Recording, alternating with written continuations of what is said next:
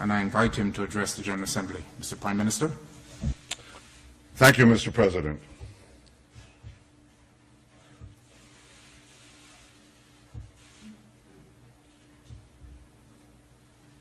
I feel deeply honored and privileged to stand here before you today representing the citizens of the State of Israel. We are an ancient people. We date back nearly 4,000 years to Abraham, Isaac, and Jacob. We have journeyed through time. We've overcome the greatest of adversities. And we reestablished our sovereign state in our ancestral homeland, the land of Israel.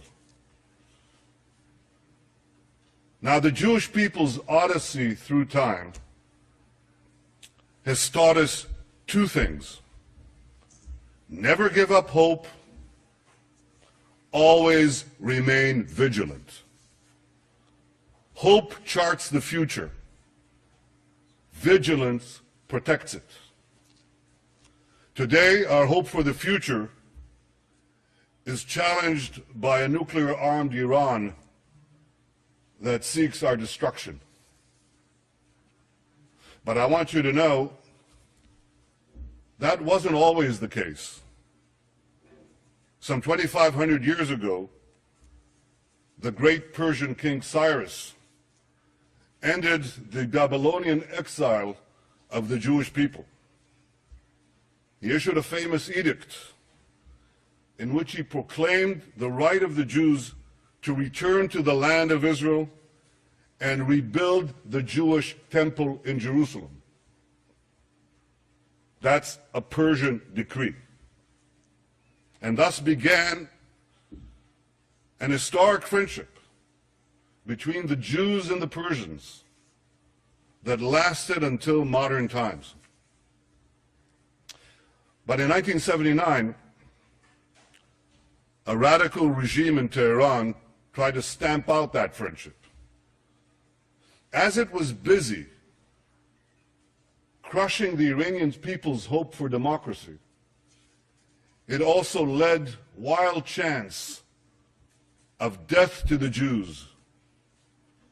Now, since that time, presidents of Iran have come and gone. Some presidents were considered moderates, others hardliners. But they've all served that same unforgiving creed, that same unforgiving regime. That creed that is espoused and enforced by the real power in Iran, the dictator known as the supreme leader. First Ayatollah Khomeini, and now Ayatollah Khamenei. Ladies and gentlemen, Israel will never acquiesce to nuclear arms in the hands of a rogue regime that repeatedly promises to wipe us off the map. Against such a threat, Israel will have no choice but to defend itself. I want there to be no confusion on this point. Israel will not allow Iran to get nuclear weapons. If Israel is forced to stand alone, Israel will stand alone. Yet in standing alone, Israel will know that we will be defending many, many others.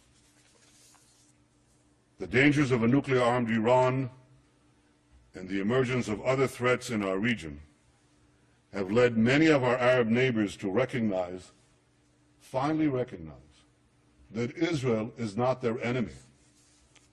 And this affords us the opportunity to overcome historic animosities and build new relationships, new friendships, new hopes. Israel welcomes engagement with the wider Arab world. We hope that our common interests and common challenges will help us forge a more peaceful future. And Israel continues to seek an historic compromise with our Palestinian neighbors, one that ends our conflict once and for all. We want peace based on security and mutual recognition, in which a demilitarized Palestinian state recognizes the Jewish state of Israel.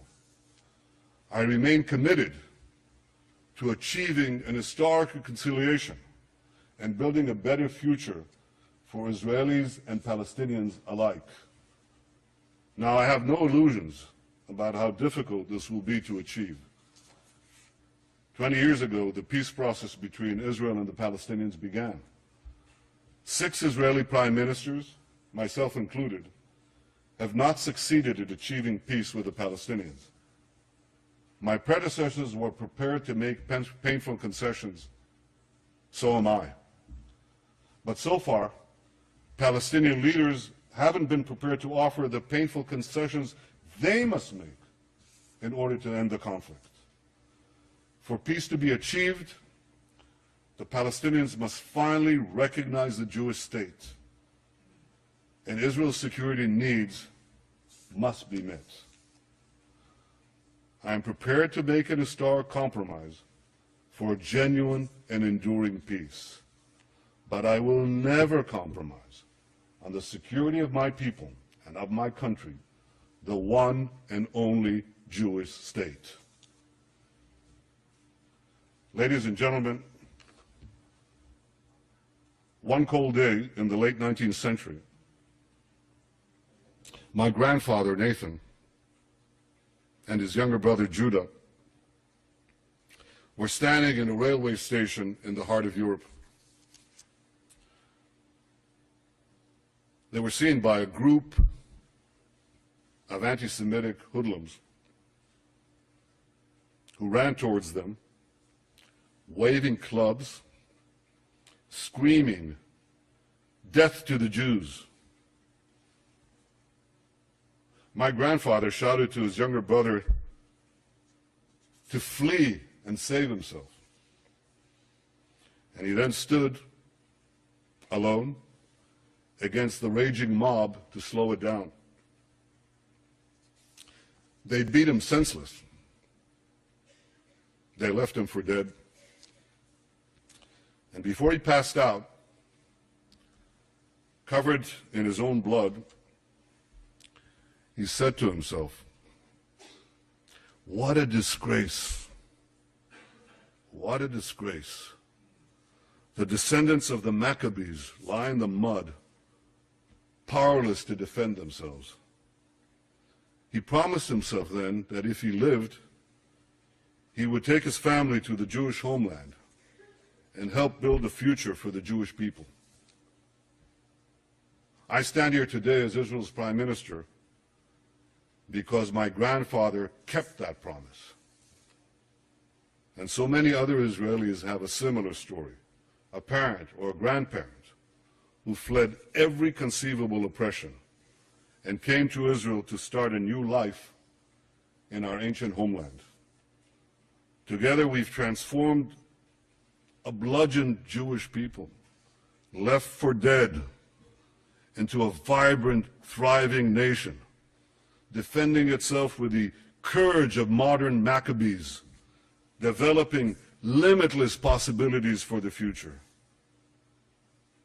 In our time, the biblical prophecies are being realized. As the prophet Amos said, "They shall rebuild ruined cities and inhabit them. They shall plant vineyards and drink their wine. They shall till gardens and eat their fruit. And I will plant them upon their soil, never to be uprooted again. Veshavti et shvut ami Yisrael, uvanu arim neshamot vayashavu, ונטו כרמים ושתו את יינם, ועשו גינות ואכלו את פריים, ונטטים על אדמתם, ולא ינטשו עוד." Ladies and gentlemen, the people of Israel have come home never to be uprooted again.